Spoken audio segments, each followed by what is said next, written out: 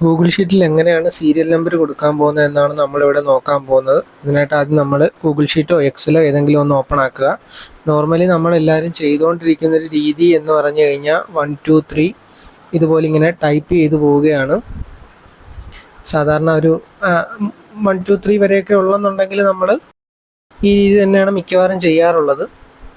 ഇനി രണ്ടാമത് നമ്മൾ ചെയ്യുന്നൊരു മെത്തേഡ് എന്ന് പറഞ്ഞു കഴിഞ്ഞാൽ 1 ടൈപ്പ് ചെയ്യും, എന്നിട്ട് കൺട്രോൾ പ്രസ് ചെയ്ത് പിടിച്ചുകൊണ്ട് താഴത്തോട്ട് ഡ്രാഗ് ചെയ്യും. അപ്പം സീരിയസ് ആയിട്ട് എത്ര വരെയാണോ 20 വരെയൊക്കെ ആണെന്നുണ്ടെങ്കിൽ നമ്മളിങ്ങനെ എളുപ്പത്തിൽ എടുക്കാൻ പറ്റും. കൺട്രോൾ പ്രസ് ചെയ്തിട്ടില്ല എന്നുണ്ടെങ്കിൽ 1 തന്നെ ആയിരിക്കും റിപ്പീറ്റ് ആയിട്ട് വന്നുകൊണ്ടിരിക്കുക. 20 നമ്പർ വരെയൊക്കെ ഉള്ളൂ എന്നുണ്ടെങ്കിൽ ഇത് എളുപ്പമായിരിക്കും. ഇതുപോലെ 1 2 3 വരെ 20 വരെ ടൈപ്പ് ചെയ്ത് പോകുന്ന ഒരുപാട് സമയമെടുക്കും. അതിന് നല്ലത് ഇങ്ങനെ 1 ടൈപ്പ് ചെയ്തിട്ട് കൺട്രോൾ പ്രസ് ചെയ്തുകൊണ്ട് താഴത്തോട്ട് ഡ്രാഗ് ചെയ്യുന്നതാണ്. ഇനി ഏറ്റവും എളുപ്പമുള്ളൊരു രീതിയാണ് ഈ പറയാൻ പോകുന്നത്. ഇതൊരു ഇക്വേഷനാണ്. ഈസിക്കൽ ടു ടൈപ്പ് ചെയ്യുക, എന്നിട്ട് സീക്വൻസ് എന്ന് കൊടുക്കുക. അത് കൊടുത്ത ശേഷം ബ്രാക്കറ്റിൽ നമുക്ക് എത്ര വരെയാണോ നമ്പർ വേണ്ടത് അത്രയും ടൈപ്പ് ചെയ്തിട്ട് ബ്രാക്കറ്റ് ക്ലോസ് ചെയ്തിട്ട് എൻ്റർ പ്രസ് ചെയ്യുക.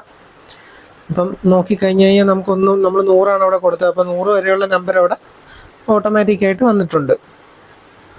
ഇനി നമുക്ക് 150 വേണ്ടത് എന്നുണ്ടെങ്കിൽ ജസ്റ്റ് മാറ്റിയിട്ട് 150 എന്നാക്കുക, എൻ്റർ കൊടുക്കുക.